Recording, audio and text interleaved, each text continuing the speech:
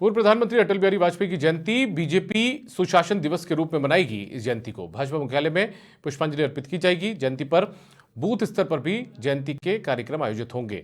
मोदी सरकार की उपलब्धियों और सुशासन की भी चर्चा इस दौरान की जाएगी। बूथ पर अटल कविता का भी गायन होगा।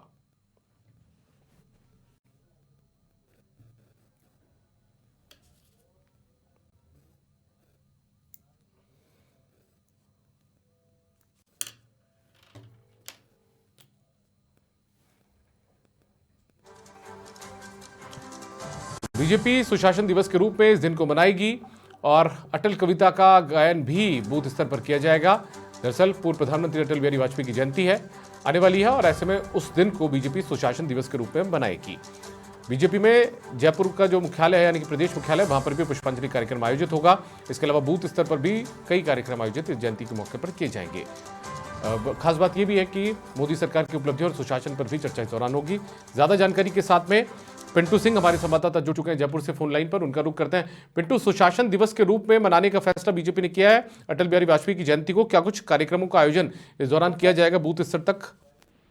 देखिए दीपक, कल पूर्व प्रधानमंत्री अटल बिहारी वाजपेयी की जयंती है और इस जयंती को बीजेपी सुशासन दिवस के तौर पर मनाएगी। तमाम बूथ स्तर पर कार्यक्रम होंगे। वहां पर बूथ स्तरीय कार्यक्रम के दौरान पुष्पांजलि होगी और अटल कविता का पाठ होगा और उसके साथ ही जो प्रधानमंत्री नरेंद्र मोदी की ओर से जो योजनाएं बनाई गई है उनको लेकर चर्चा होगी कि किस तरीके से आम जनता को उनको पहुंचाया जाए, उसको लेकर चर्चा होगी। और इस बार खासतौर पर राष्ट्रीय नेतृत्व से ये सभी जो प्रदेश की इकाइयां हैं उनको ये निर्देश मिले हैं कि इसको एक सुशासन दिवस के तौर पर बड़े स्तर पर इस जयंती को मनाया जा रहा है, उसी को लेकर ये कार्यक्रम करवाया जा रहा है। और कल सबसे पहले भाजपा मुख्यालय में पुष्पांजलि होगी। इस दौरान तमाम जो पार्टी के नेता रहेंगे वो जो भी मौजूद रहेंगे वो यहाँ पर शामिल होंगे।